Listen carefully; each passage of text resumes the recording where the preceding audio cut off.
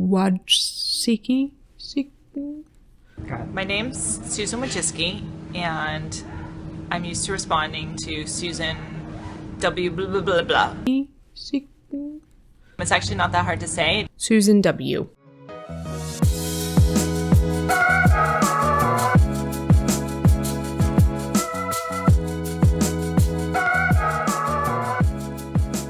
Hey there.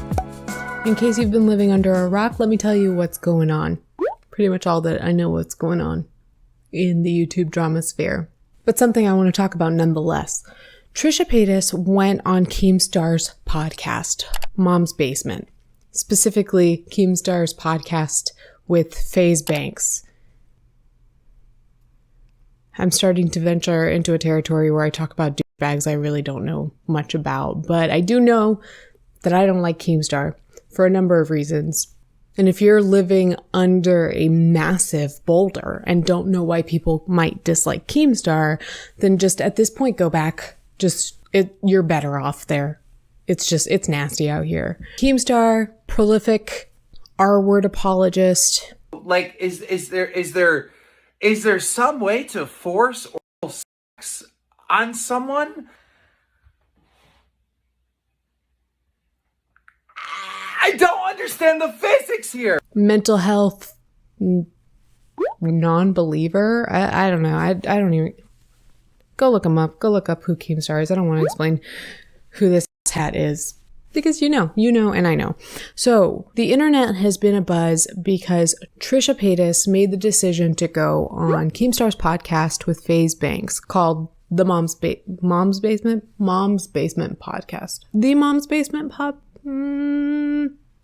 Mom's Basement. And it's worth noting that Keemstar is the known arch nemesis of Ethan Klein of H3 Productions, or H3 Podcast, who was a former co-host and best friend of Trisha Paytas. Ethan Klein, who is soon to be family to Trisha Paytas. Last week we talked about this on basically a podcast.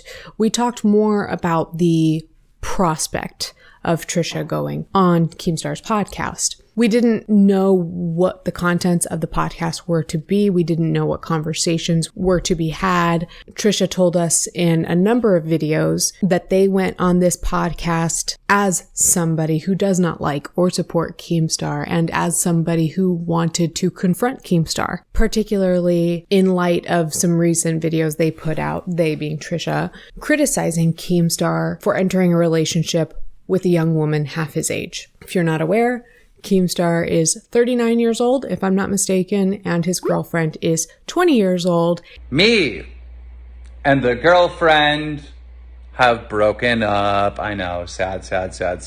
Things happen, you know. Not everything is forever. But the good news is I am currently single and accepting applications. And further, Keemstar met his girlfriend, allegedly, but I think he said this, at a fan meetup event. So by and far, Trisha Paytas has not been the only person critical of Keemstar and this relationship. If I'm not mistaken, Ethan himself was also taking sides with Trisha when it came to this kind of like online battle that was going on earlier this month. And like I said, because we didn't know what was to be said on the podcast when we talked about this last week on my channel, on basically a podcast, we talked about just what does it mean that Trisha went on Keem's podcast. And overall, we had a lot of opinions all over the place. But overall, at least my takeaway and my opinion was that all parties have been guilty of something that makes this situation worse, except Ela Klein. In most situations, her hands are clean. And I would like to take a moment to say that people in general need to be doing a better job of looking out for Ela Klein. Anyway, from my perspective, I kind of understood and believed Trisha's reasons for going on Keem's podcast because they claimed they were going to confront him about these hot button issues, because they reminded us that they have done this with other people, namely Gabbie Hanna most recently. I believe it was late last year. The two of them, quote unquote, hashed out their issues, but, you know, in case you're not privy to that, they didn't. But They attempted to. And then the other argument too was that Trisha goes on everyone's podcast, which that seems to be true as well. Trisha claimed that they wanted to have a conversation with Keem and perhaps change his mind on some things. I believe they even said that Keem did admit to some fault and wrongdoing and changed his mind on some issues, but otherwise we didn't really know what happened on the podcast. But just from an optics perspective, I didn't like that they went on the podcast. I didn't like how disrespectful that was to Ethan Klein, given his history with Keemstar.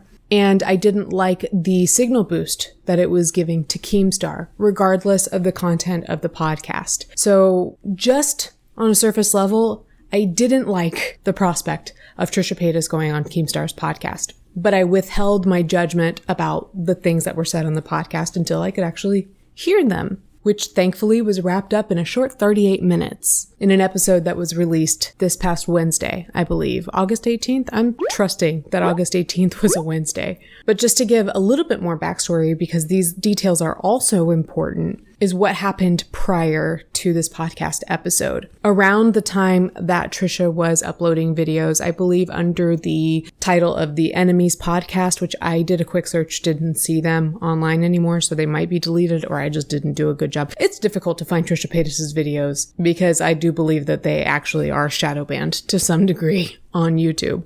But around the time that they were making these videos, Ethan's channel, the H3 podcast, was suspended for a week on YouTube. It is suspected that Keemstar played a significant role in getting Ethan's channel suspended for that week. He posted a video to Twitter tagging Susan Wojcicki. My name's Susan Wojcicki, and I'm used to responding to Susan W blah blah blah blah.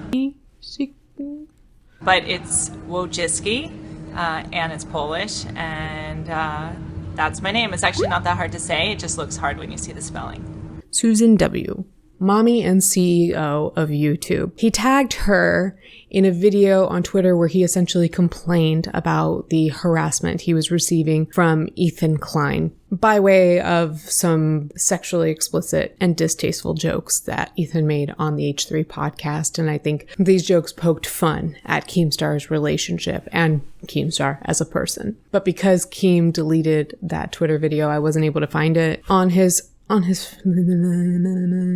wasn't able to find the tweet, but I believe it might have been on or around August 8th that Keemstar uploaded this video, tagged Susan, and the H3 podcast was suspended, all at around the same time. Shortly thereafter, on August 11th, Keemstar posted a video to Twitter in which he sent out a message to Trisha Paytas, essentially saying, "My fans don't like you, your fans don't like me. We come from different worlds. Let's get in touch." And on that day, Keem also posted a screenshot of the notification he received that said that Trisha Paytas was now following him on Twitter. So we knew something was up. And you know that the moment that Keem has an opportunity to rub something in Ethan's face, he will. So I believe that's what that was about. He did tell us, I think, grab ya popcorn.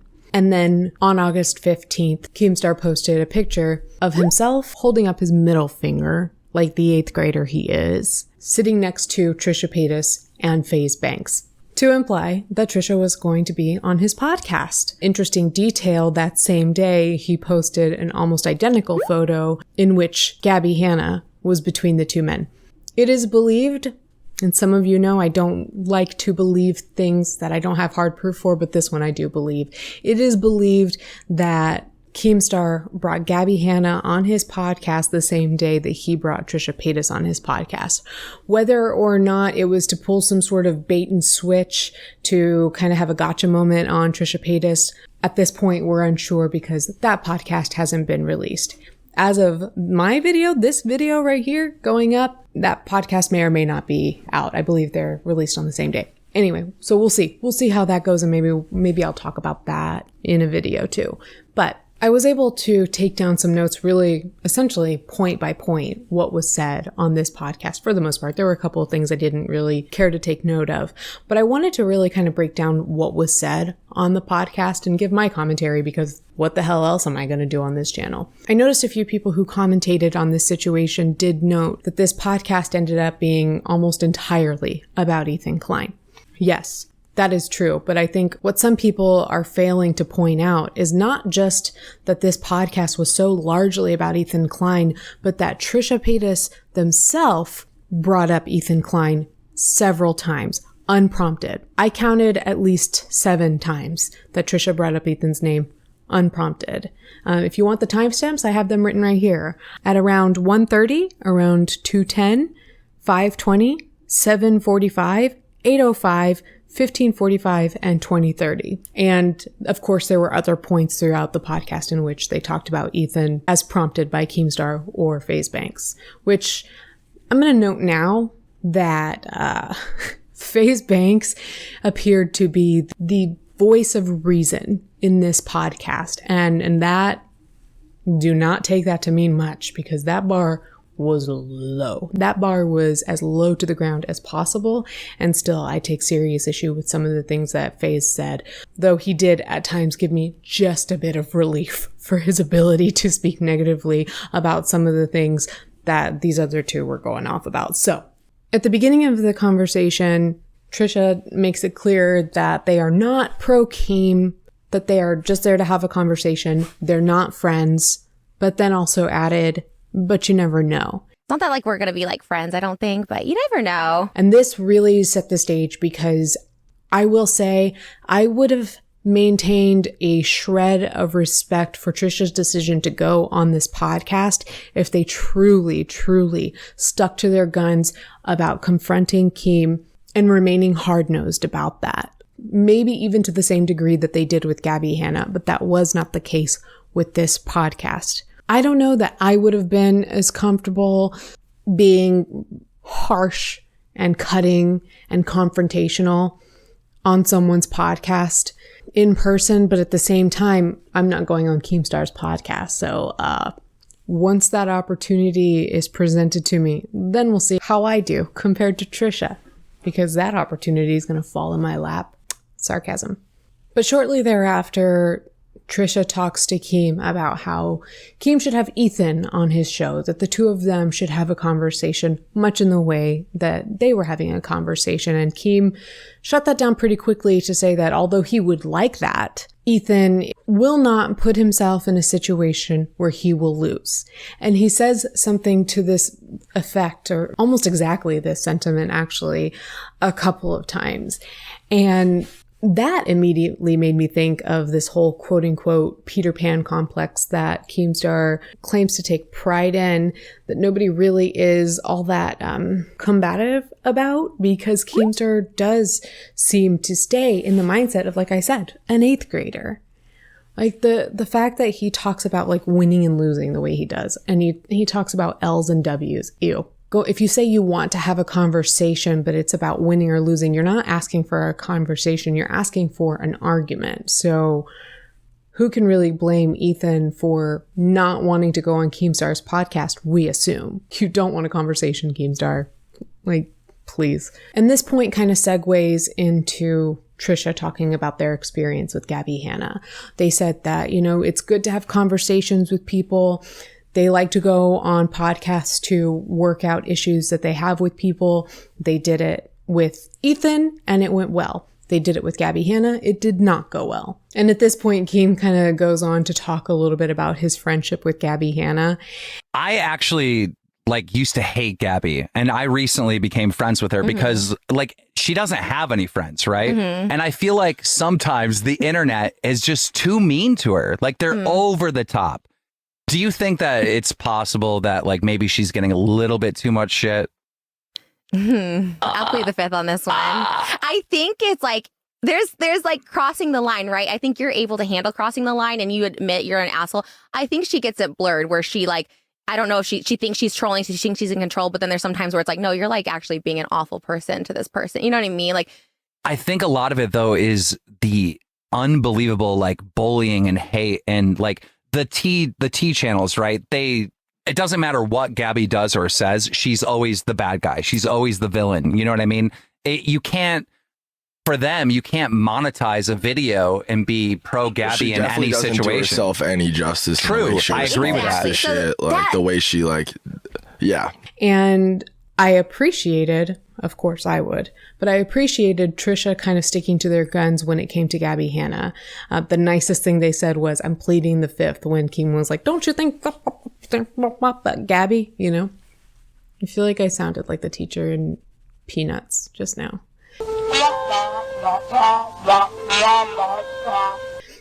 Anyway, Trisha initially said that they pleaded the fifth, but then went on to speak just about how negatively they think of Gabbie Hanna.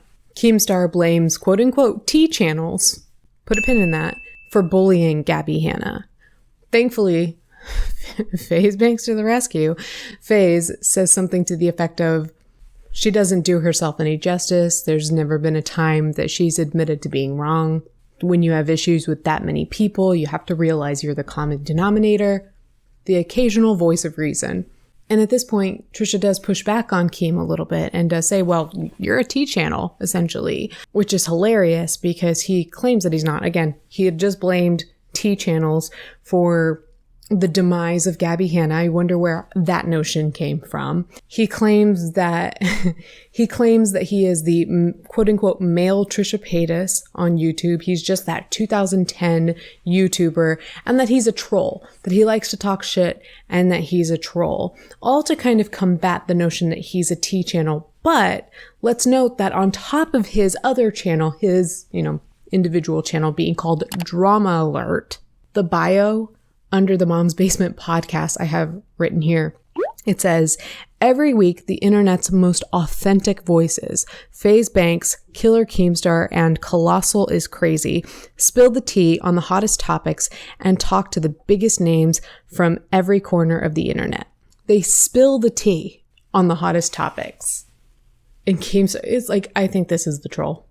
I'm not, don't get worked up over this. Don't get worked up over it. This is the troll. This is where he's trolling us by trying to pretend that he's not a T channel. So thought that was worth mentioning. But Trisha tells Keem, you're a T channel, and then goes on to say that Gabbie has the quote unquote Ethan syndrome. That's the thing. So in that way, I think she has the Ethan syndrome a little, where it's like, if you can't admit to one fault that you did. That's what I'm saying. I don't think I've ever seen her one time be like, you know what? I was wrong. Never. Yeah. And when you have that many issues with that many different people, like, Exactly. when you're the common denominator, you're doing something wrong. To some extent, I think this is almost as bad as Trisha aligning themselves with Keemstar, is comparing Ethan Klein to Gabbie Hanna, or Gabbie Hanna to Ethan Klein, by saying that neither of them knows how to take accountability when they've done wrong. And now that I'm saying the words, I'm realizing Trisha probably doesn't think this. I don't think Trisha believes that Gabbie and Ethan are much the same person,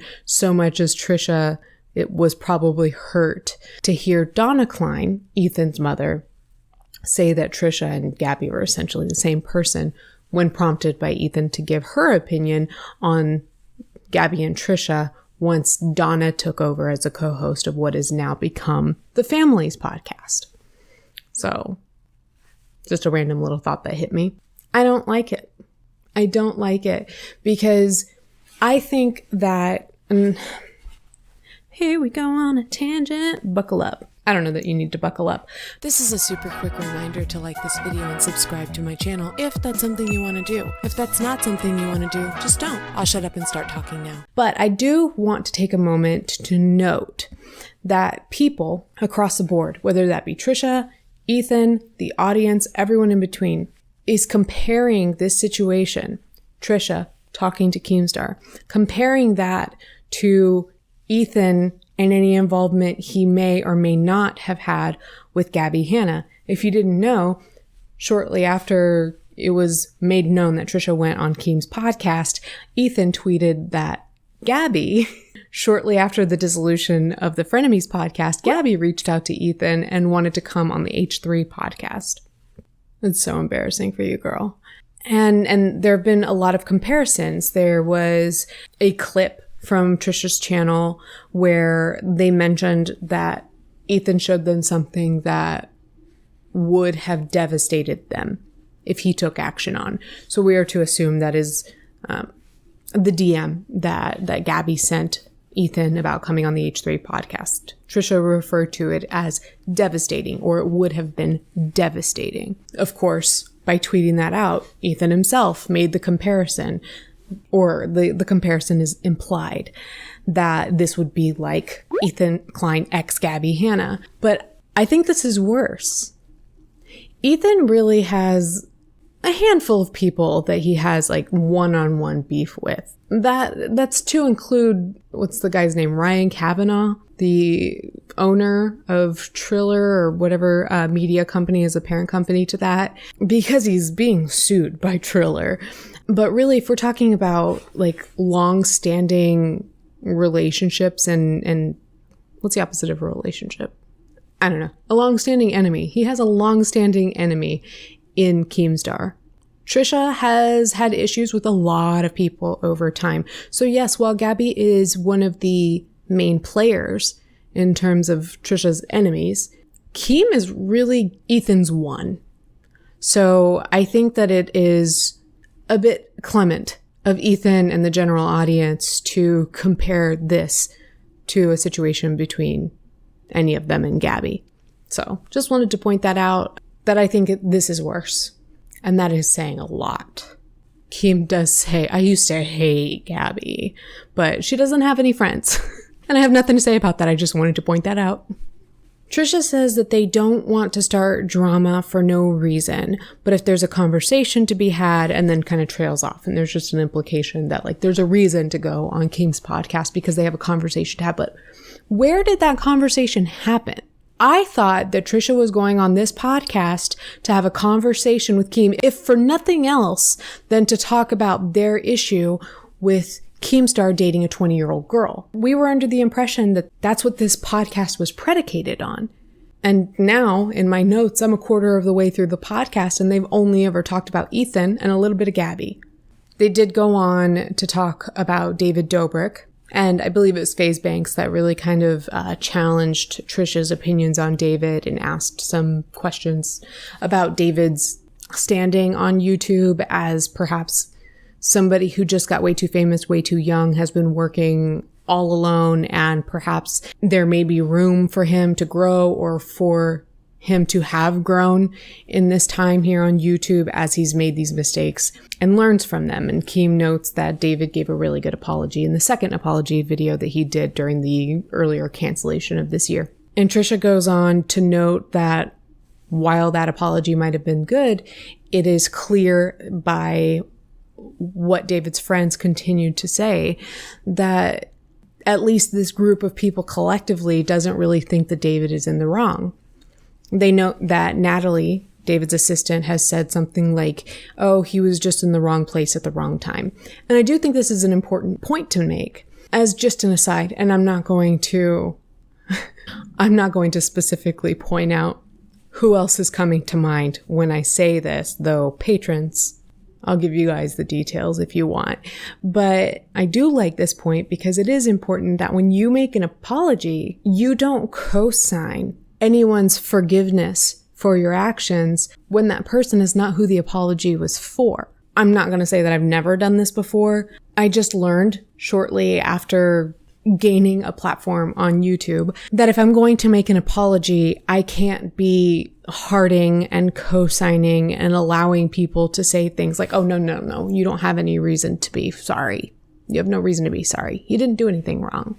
It's tempting. It's tempting to co-sign that. It's tempting to give a big public thank you to somebody who's just trying to make you feel better. But when you co-sign, and David Dobrik is co-signing this behavior of his own freaking assistant who only has a platform because of him is saying these things, and he's just allowing people to say these things. Yeah, if he's allowing people to say like, oh, he was just in the wrong place at the wrong time, blah, blah, blah, blah, blah, blah. To some extent, you're telling the public that you agree with that, negating your apology. So just any budding YouTubers out there, if you give an apology, resist the urge to like any comments telling you that you had no reason to make an apology, or else don't make the apology. So That was a sidetrack. Oh, and I wrote in my notes that Faze is a loud breather. He doesn't learn because he's still doing it. So I think it's one of those things. I totally agree. Yes. But it's then if you don't change, then like, what's the point? I was very distracted while he was talking about David Dobrik and potentially making decent points to hear.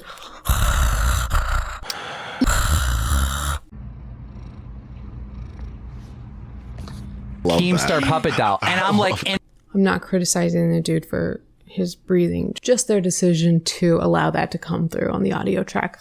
It is a podcast after all.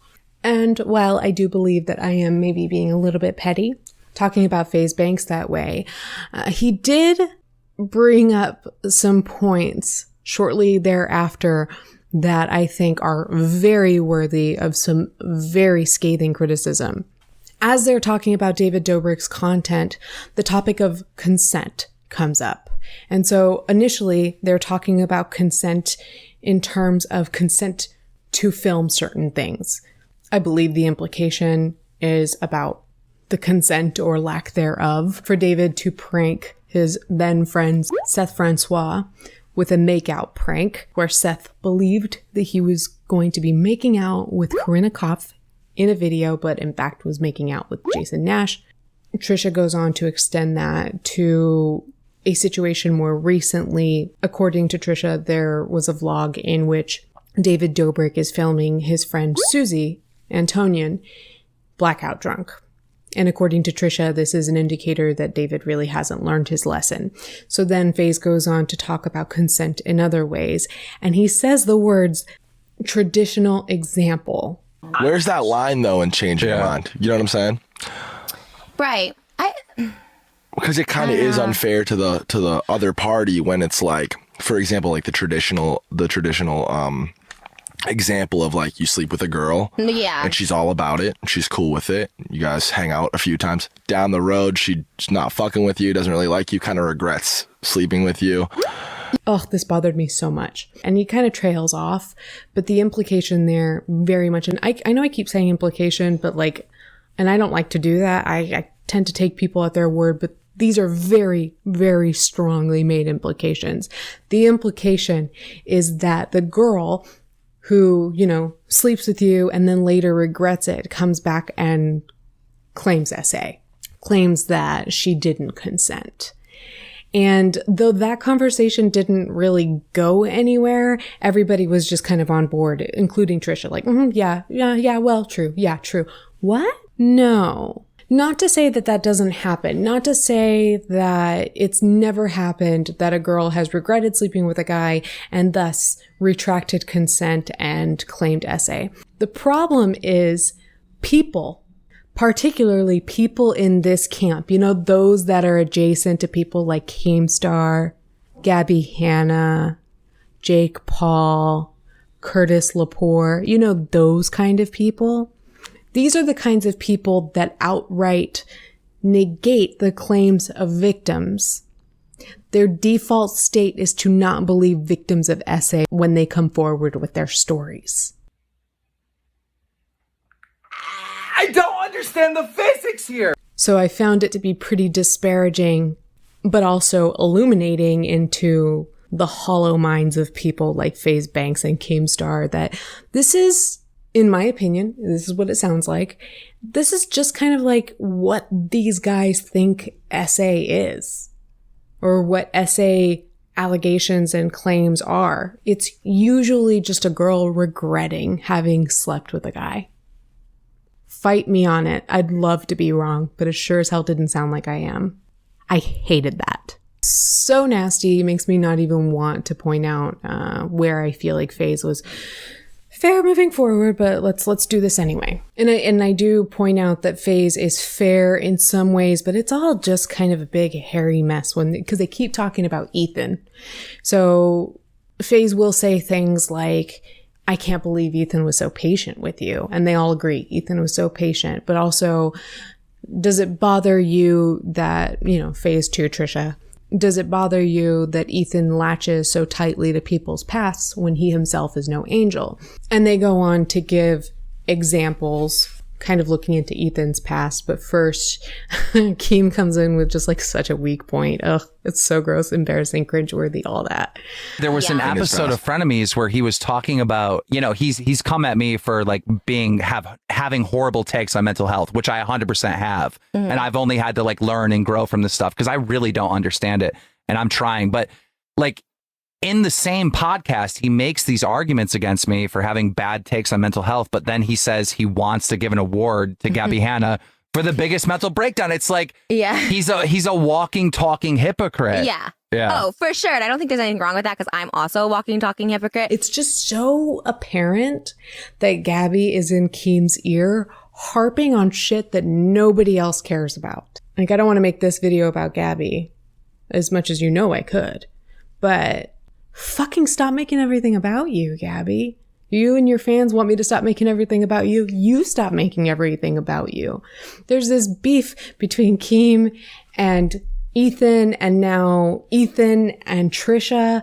And because Keemstar is friends with Gabbie, now his beef with Ethan has to involve Gabbie Hanna, when Ethan has like not talked much about her at all and does not seem to want to be involved with her at all. He made a joke about biggest mental breakdown, which maybe it is in poor taste. I haven't heard other people complain about it. Like, that's your example? Really? If that's your example, Keem, you are losing. Because prior to this podcast, you want to talk about losing, winning, L's and W's. Prior to this podcast, on August 7th, Keemstar posted just a gorgeous selfie. I think to show off how like glowing he is with his recent relationship and weight loss. Or I don't know. Why am I trying to guess what he was doing? It was a weird ass selfie where he's looking just off camera. It's weird. But he says, and I quote, "I'm loving this W streak. While my enemies are on antidepressant medicine, going to therapist, and gaining so much weight, they about to lose their left foot to diabetes. Stay mad and fat." In a tweet that has no real sentence structure and just sounds idiotic in so many ways. You can't on August 18th. No, that's when the podcast was.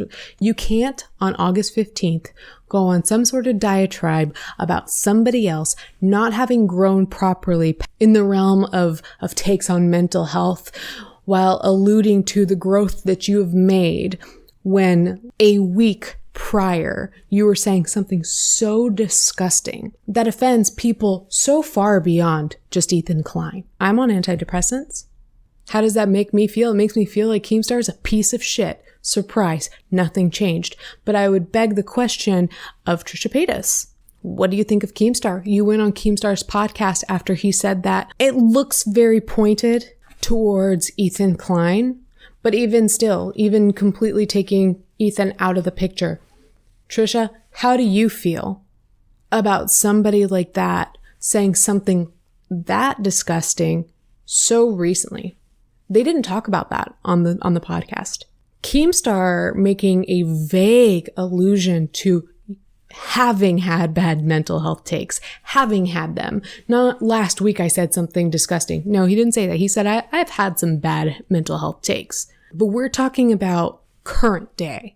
So then I would ask Gabbie Hanna, what are your thoughts on what your BFF Keem is saying about mental health, medication? Isn't the shit you've been talking about all year? What about body shaming? Weren't Alex James and Joey Graceffa and Daniel Prada, weren't these people all just like, oh, and Jessie Smiles probably too, because she's responsible for everything bad that's ever happened to you. Aren't these people responsible for kind of contributing to an ED for you, making you feel worse about your body? And then you're co-signing the bullshit of this man who has the nerve to go online and say, stay mad and fat in response to somebody, his enemy. It's so stupid that in the YouTube world we talk in terms of enemies and W's and L's and ugh. But his enemy being on antidepressants and going to therapy. Like, Gabbie, what are you co-signing? If I had no friends and the only solution to that were to be friends with Keemstar, I'd be good with no friends. I'm fine. If association with Keemstar increases the value of you as a person, Just like, I don't even need to finish that sentence. I really don't. God, I hate these people. And I don't hate anyone. I don't. But they sure do make me mad.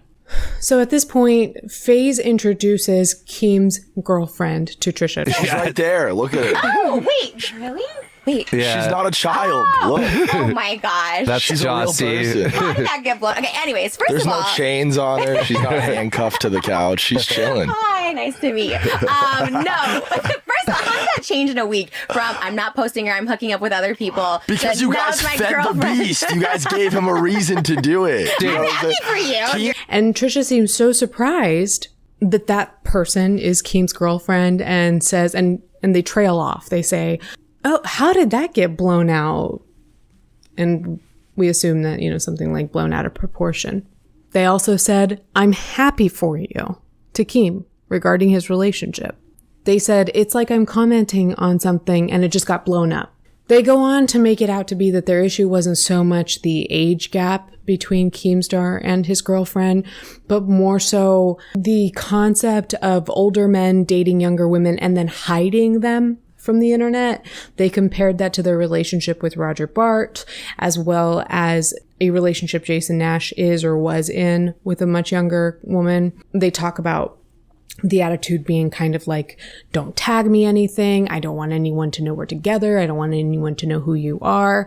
But the fact that Keem is so open with his girlfriend these days, initially he didn't want to post pictures of them online. Now he is. And so according to Trisha, that just changes everything. They said that it's not every relationship, obviously. There are ones that do really well, and I hope it's forever. Again, I don't think it's every relationship. I think it's just my personal experience and people I know. But I mean, obviously there's ones that do really well, and I hope it's forever. Here's the thing. I don't want to rag on every single couple that is or has been in an age gap relationship. Some of my best friends are in very successful relationships in which there is a considerable age gap. There are people that I love who are in relationships with people much older or much younger than them.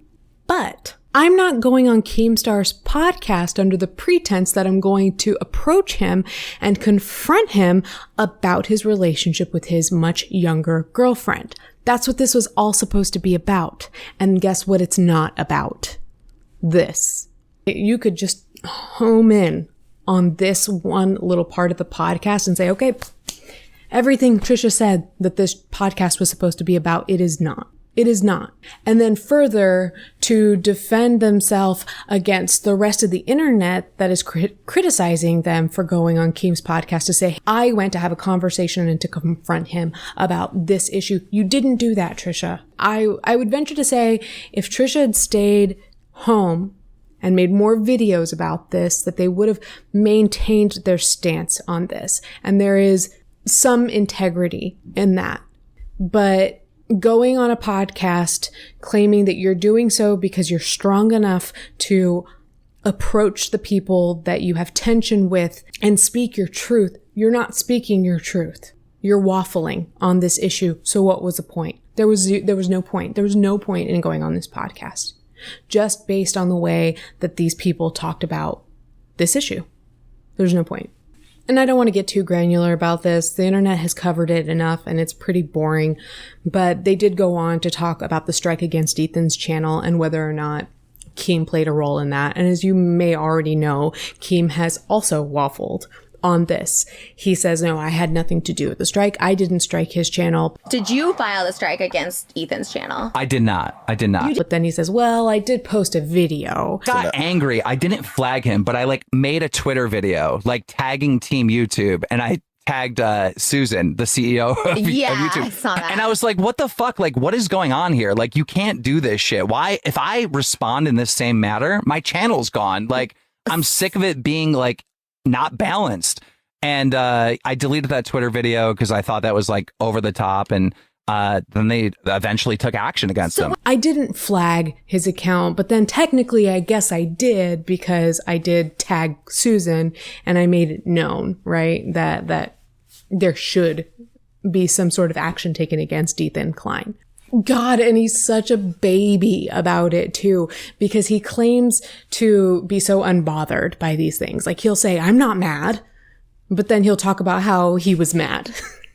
And he'll say like, oh, that he's so unbothered by so many, and not just this, like even the girlfriend thing, you know, no, what did he say before? No attractive women care about my relationship. It's only ugly women or something like that. Like acting so unbothered, but then doubling back on his decision not to share pictures of him and his girlfriend. And then he wanted to plaster it all over the internet. When I tell you this is an insecure little man, another sentence I don't need to finish. Thank God for inference I'm comfortable with you making.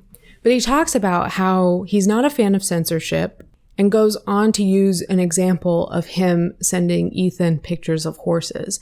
I really take issue with this. If you don't know about that, Keem thinks it's funny to send his enemies pictures that he claims are resembling their wives.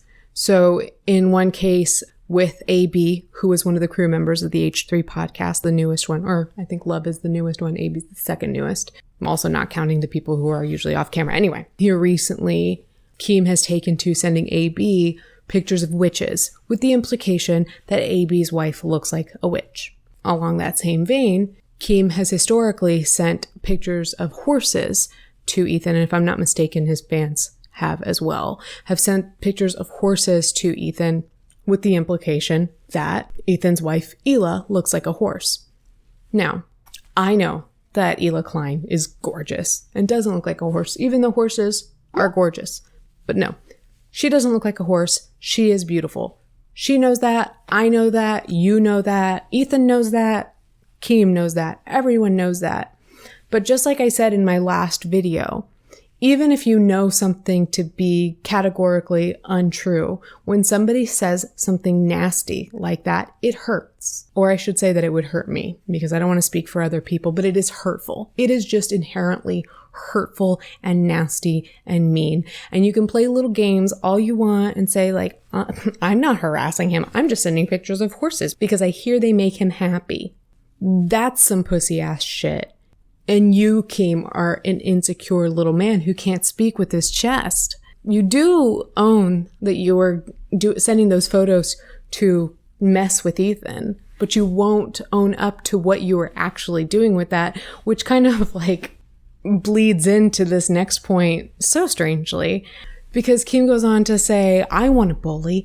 I want to harass. It just made me mad at the imbalance, because I'm like, I want to bully. I want to harass. I want to fucking talk shit. I do. Toxic, man. I want to roast toxic. this guy, but I can't because YouTube won't let me. But he could say, I got a little dick, fuck puppets. Like, what is this? Right. And I think that is like the hypocrisy of Ethan. Which also reminds me of something recent-ish that Gabbie Hanna said, I believe directed at me. It was while we were recording one of the first BAP episodes, and Gabbie tweeted something like, I wish that I could harass them the way they harass me, but my audience doesn't care about them the way their audience cares about me, which is, of course, all kinds of vague, just like an insecure person would do, and also is categorically untrue. Have you seen how much your fans care about me? Arguably more than they care about you. But hearing Keem say that, just like before, I was like, oh, this sounds like Gabbie putting something in Keem's ear. Now I'm hearing Keem put things in Gabbie's ear. I think it's just kind of a loose speculation at this point, but it's just gross regardless. Who says shit like that? It's one thing to be like, I wish I could clap back. I wish that people wouldn't bully and harass me, etc. But to say, well, they do it. I want to do it. I want to bully and harass. Who the fuck says that? Keemstar. But then just to add to the insecurity, he says something like to Trisha, like, what if you were being silenced by YouTube and you couldn't say anything about Ethan, but he was just dunking on you? So there you go. There's a little slip by Keem, packaged nice and neat for the audience. Keem admitting that Ethan's been dunking on him. So we love to see it. Like, I don't think I can buy that you're unbothered when you keep going on about like, Keem's got a little dick, fucking puppets. Like, is this how you're going to show us that you're unbothered, Keem? I don't know if there's something I'm missing, but it's not working on me. And on the topic of bullying and harassing, they kind of start to talk about looks. I don't remember exactly who they were talking about, but Keem was ragging on people's looks, somebody's looks. And Trisha does approach him and say, well, why do you go for people's looks? Which is another thread that I wish that Trisha had pulled on firmly, because this is something else. I've always had Trisha's back and said that if nothing else, they do hold firm to this belief in not shaming somebody for their looks, not attacking someone for their looks.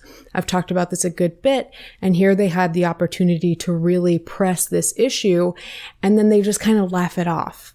Like, you can't really do it anymore. You can't like body shame or anything. For good reason. I'm glad you two had a talking to. So it's not that Trisha didn't come to the podcast with the points that they should be making against Keemstar, is that they couldn't do so boldly. And so if you're not going to do it boldly and you're not going to do it with your chest, then don't do it at all. Just stay away. That was just a disappointment. Faze points out that in his opinion, Ethan Klein, I'm talking about Ethan again, is constantly pandering to his audience. That he used to be this like super edgy guy that would use F slurs and hard R's, and now all of a sudden is like just this big SJW. He's responsible. He's done a 180, and they talk about the concept of change. And I understand that they're trying to make a point that they think that this change is inauthentic, though how can you know? It's not like you're friends with Ethan. Ethan's made a point that like, oh, how dare I change? Yeah, you should change if that's what you were bringing to the table, especially being an OG YouTuber or being on the platform for a long time. We would really hope to see some change over the course of 10-ish years or however long Ethan's been on the platform, to become more responsible. Keem even says, I try not to change. Well, dude, you could benefit from a lot of it. We would like to see that. And he says, I try not to change, but even I've had to calm down. So you're really just watering down your own point, Keem. But even me, like I have to calm down and tame things down, because we get in trouble now. We can't do what we used to do back in the day. If you're saying like, even I've had to, then why shouldn't Ethan calm down? And further, he is just a better person than you. So of course he's going to make even more progress, more personal growth. That's just facts. All facts and no printer. And then they all kind of go on to talk about how Ethan is smart and funny, which was, okay. I mean, I agree. Weird. Yeah. And then in this really weird way, at the end of the podcast, they wrap it up by talking about Gabbie Hanna. Again, with Ethan saying something like, oh, what if Gabbie were here? And Trisha even talks about how that was something they worried about. Like, I worried that you were going to ambush me by having Gabbie here. And everybody's laughing. Dude, imagine if Gabbie was here. I thought you were going to do that. No, but listen. Imagine if Gabbie was here and we posted a picture, Faze, Banks, Keemstar, Trisha, Gabbie. I'd bolt. The internet would fucking break. No, we wouldn't do that to you. She's the only person who actually scares me. And I thought you might do that. I was like, wait, that's weird. He's being like too nice. And so I was like, this is like, it felt off. And as a side note, because Trisha worried that would happen, they said that they were kind of like trying to dig up dirt. I couldn't tell if they were speaking specifically to Keem, specifically to Faze, or to the both of them, but they were saying essentially that they were like kind of like digging up dirt to prepare for this in case that happened. And then they said that they felt inauthentic because they don't have beef with these people. We're not awful, terrible people. Yeah. We're really not. Well, I never had issue with you. I feel like there was nothing for me to say. And I would actually try to research when I thought I was going to go to like war with you guys. I'm like, let me research some bad shit about him. And I could only find stuff from like a while ago. But I was like, oh, I just feel kind of inauthentic because I don't have beef with you. So, Yeah. And then that made me think, okay, then if you don't have beef with these people, then why are you on this podcast here trying to iron out whatever beef you claimed you had when you said you were coming on this podcast, just like you did with Gabbie, right? You went on Gabbie's podcast to quote unquote hash things out, and you had similar confrontations and conversations to be had with Keemstar, and now you're saying that you didn't have beef?